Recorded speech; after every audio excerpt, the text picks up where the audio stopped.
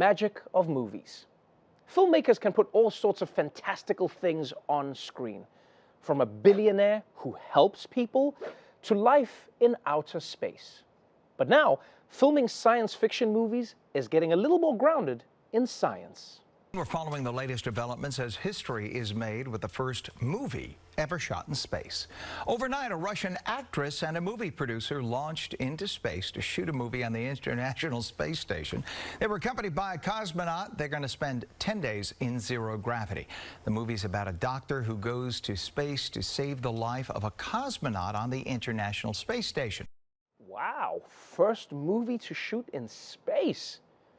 I mean, either those guys are super dedicated filmmakers or they just really wanted to escape Russia. Yes, space is cold and dark, but not as cold and dark. Am I right, comrade? Because, I mean, it's a cool idea and all, but is it really worth all the effort when you can just fake it?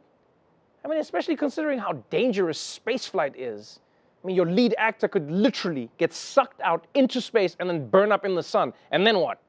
Now you got to write a whole new ending.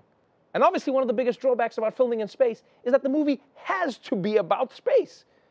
You can't just film a regular rom-com and then not explain why the leads keep floating away from each other. Moving on to sports news. From Michael Vick to Ben Roethlisberger, American football stars have long been the gold standard for moral behavior.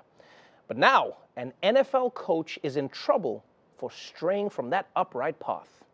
This morning, Jacksonville Jaguars football coach Urban Meyer is apologizing after video surfaced of him partying and dancing provocatively with a woman who is not his wife. Meyer, in his first year coaching in the NFL, has come up empty so far this season, with his Jags winless after 4 games. The video surfacing just hours after Thursday night's loss to the Bengals.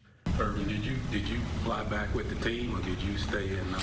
No, I stayed to see the grandkids, and we all went to dinner that night at restaurant, and then there's a big group next to our restaurant, and they wanted me to come over and take pictures, and I did. And they were trying to pull me out on a dance floor, screwing around, and I should have left. Some critics now claiming Meyer is unfit to coach. He acknowledged he's concerned the partying incident may affect his ability to lead. Whoa, whoa, whoa, hold on. They're saying that this affects his ability to lead? Because he rubbed up against a butt? This is a sport where every single play starts with someone rubbing up against a butt. Seriously, whether or not this is like a moral failing in his personal life, I'm not really sure how it affects his ability to coach a football team. All right, team, I drew up our next play, and now I know it looks like a butt, but that's only because I can't stop thinking about touching butts. You know what doesn't make sense to me? Is how he dragged his grandkids into this thing. Like, what was that about? If you're in a scandal, the one thing that won't help you is to tell people that your grandkids were watching the whole time. I don't think that's the correct move.